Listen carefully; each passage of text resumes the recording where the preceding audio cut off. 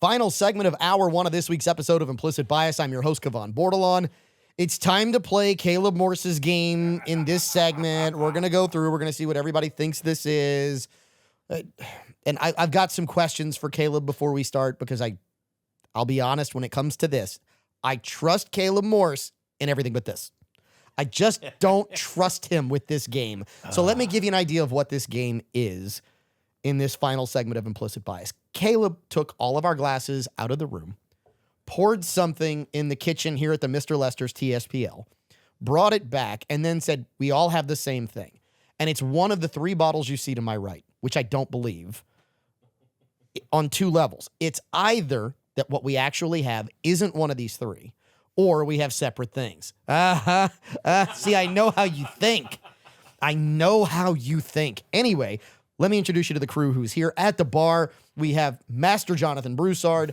We have Sage Bro. Look, you have to listen to the earlier segment of Implicit Bias to understand why he has that nickname, because somehow it got put into his phone and it made it out to everybody's contact, and that's how he lives in everybody's phone right now. I don't know who did it. Yeah. Master B's a no-limit soldier. Correct. Yes, he is. He is a no-limit soldier. Sage Bro sits next to him. Bourbon. In the corner, we have Walker Griffon. You've heard the voice of the Rustic Renegade. He is Caleb Morse. And I'm your host, Kevon Bordelon. All right, so Caleb, I'm going to ask the question. You said we all have the same stuff. Is it one of these three bottles? Yes. Are you lying? No, I am 100% honest when I tell you that the juice I poured is from one of these three bottles. But you all said we have the same. Mm-hmm. Question from only one. That was my next question. So I tried to make this. See, look, you're trying to go with our palates here and see if we know it. Yes, it is from only one. Look, the first round has got to be the easy round. All right, let's start at the bar. Jonathan, what do you think you have? I taste a little bit of toast in here, so I'm gonna go with Penelope. Okay. Sage? From the look of the bottles, because I have no idea, probably Penelope as well. Walker?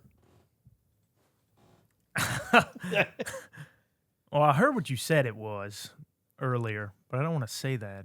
What I said it was? Mm-hmm. Well, I mean, say it. It's okay. Well, whatever that one next to you is. You think it's the Calumet? Yeah. I think it's the Calumet as well. And just so everyone knows, we have Penelope Toasted Barrel.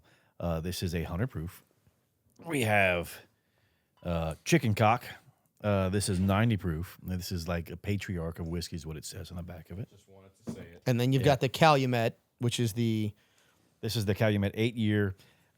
This is the vintage release at 90 proof as well. So I get on this, I whatever is in my glass, I think is very winey, which is why I think it's the Calumet.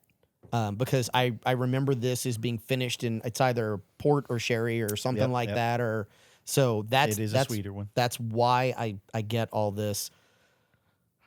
So Tug, I need you to tell us, what did Caleb pour?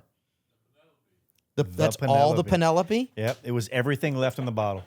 That's everything left in the bottle. Yep. Interesting. I was trying to make, I figured round one, simple, easy to guess. Jonathan, well done. Well done. This is so whiny to me. I don't remember the Penelope being this and look, whiny. Sage followed. He was like, look, of all the bottles, when you look at the Calumet, you're like, And if I had broken everybody's bottle up. Wait, hold on. Hand me the Penelope if you would. And you can keep talking. I need to read something. Yeah, look, here. if I had broken it all up, it would have been more difficult. But I wanted to try to make it easier because I have the perfect choice for the next round that I think will hit on everyone's palate, and it'll be more difficult, much more difficult. So this is interesting because notice this is the flowered Penelope bottle, which is the same bottle they use for their rosé cask finish. So I'm almost wondering if it's like a toasted. It may be that. It doesn't say which on is the why bottle. I get that whiny. No, it does not, and that's what I was looking for. But that's why I was like, man, does it not whiny? It is. And when I looked at it, I was like, man, it was all the way in the back behind all the bottles. I was like, how long has this been here? Let's try it. So that's why I chose it. Okay. But Penelope's always done a good job. It's always been right there. It's an easy to drinker. The rosé finish is really nice, really crisp, and I'm not a rosé guy. It's a single glasser for me. The Calumet always to me is really soft, too subtle, not enough flavor, and that's just my palate with Yeah. it. And last time I had chicken cock, it was forgettable. So, speaking of whiny, that brings me to The View, which is something that we have to talk about here on Implicit Bias because, I find it highly interesting, and I don't know if anybody here in the TSPL, the Mr. Lester's TSPL, has actually seen what happened on The View in the last couple of weeks. There's a couple of things that have happened. Actually, I think it's 3 or 4. Do you know what I love? I love legal notes. I love legal notes. The View has had to issue legal notes, not 1, not 2, but at least 3 times in the last week and a half because they start talking about, and by the way, this is one of those things. If you watch the media, if you watch The View, if you are one of those people who just happens to be listening and you're like, oh, I love The View, they always tell the truth, blah, blah, blah. The reason they have to issue legal corrections is because they're lying. That's why they have to do it. It's because they are not telling the truth. Well, one of those instances where they weren't telling the truth is when Whoopi Goldberg decided to slander a New York bakery. Malicious intent, knew she wasn't telling the truth, slander a New York bakery. Came out and said they refused to fill an order because of political ideology. When in actuality, the bakery came out and said, no, we'd love to do the order. We just don't have capacity to do it. We simply do not have the capacity to create this much stuff. Well, the comments by Goldberg, I don't want to say basically tanked the bakery, but it created problems for the bakery. It created many, many problems. As you might imagine. Because, look, The View has, 1 million viewers, 1.2 million viewers every day. I mean, they do it 5 days a week. Mm-hmm. Go, imagine hearing them talk 5 days a week. Imagine the million people who want to watch that 5 days a week. Anyway, those million people, we love you. We actually wish what's best for you. Which is not watching The View. Correct. And that's the whole point. Well, now it turns out that sometimes, hearing those lies, hearing those transgressions, those who want war, those who want insurrection, those who want us divided, don't believe them, as you heard in the monologue. That is a theme that has been around since the dawn of the good book. It's just that simple. It's just that simple. Don't believe them. Well, the fun part is the people who own the bakery didn't believe them.